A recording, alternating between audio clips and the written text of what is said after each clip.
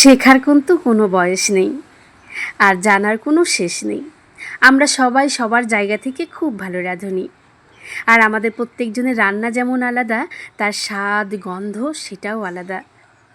তাই আমি আমার রান্নাঘরে কিভাবে এঁচো চিংড়ি বা কাঁঠাল দিয়ে চিংড়ি রান্না করি, আজ সেই রেসিপিটাই আপনাদের সঙ্গে শেয়ার করব। জানতে চাইলে ব্লগটি দেখে নিন।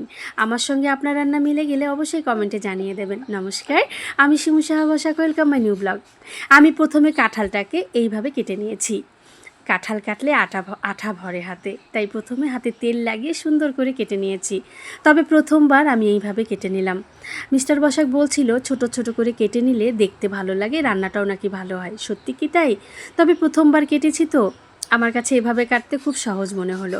যাই হোক, কাঁঠালটা কেটে আমি লবণ হলুদ দিয়ে ভাপ দিয়ে একটা ঝুড়িতে ঢেলে রেখেছি জলটা ঝরে যাওয়ার জন্য। ঠিক এই রকম দেখুন। তারপর আমি একটা ফ্রাই প্যানে তেল দিয়ে চিংড়ি মাছগুলো ভেজে নিয়েছি, আর ওই তেলেই জিরা তেজপাতা ফোড়ন দিয়ে কেটে রাখা আলু পেঁয়াজ দিয়ে দিয়েছি। আলু পেঁয়াজটা লাল লাল করে ভাজা হয়ে যাক, এর ফাঁকে আমি কী মশলা অ্যাড করেছি সেটাই বলি।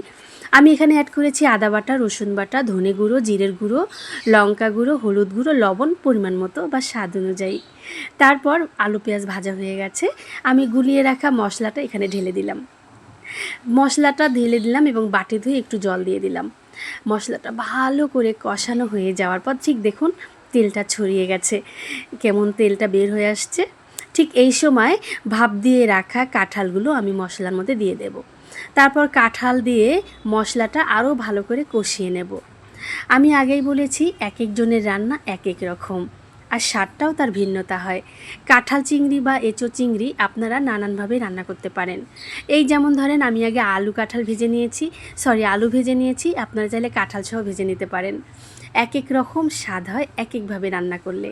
তবে আজ আমি আমার রান্নাঘরে যেভাবে রান্না করেছি সেটা পুরোপুরি আপনাদের সঙ্গে শেয়ার করলাম।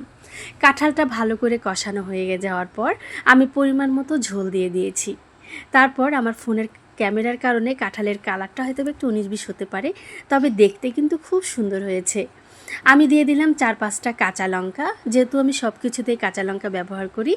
এর ফাঁকে আমি দিয়ে দিলাম গরম মশলা, আর হয়ে যাওয়ার আগ মুহূর্তে আমি দিয়ে দিয়েছি, হয়ে গেছে, নামানোর আগে আমি ঘি উপর থেকে ছড়িয়ে দিয়েছি। তৈরি হয়ে গেল আমার মজাদার চিংড়ি দিয়ে এঁচো বা কাঁঠালের রেসিপিটা।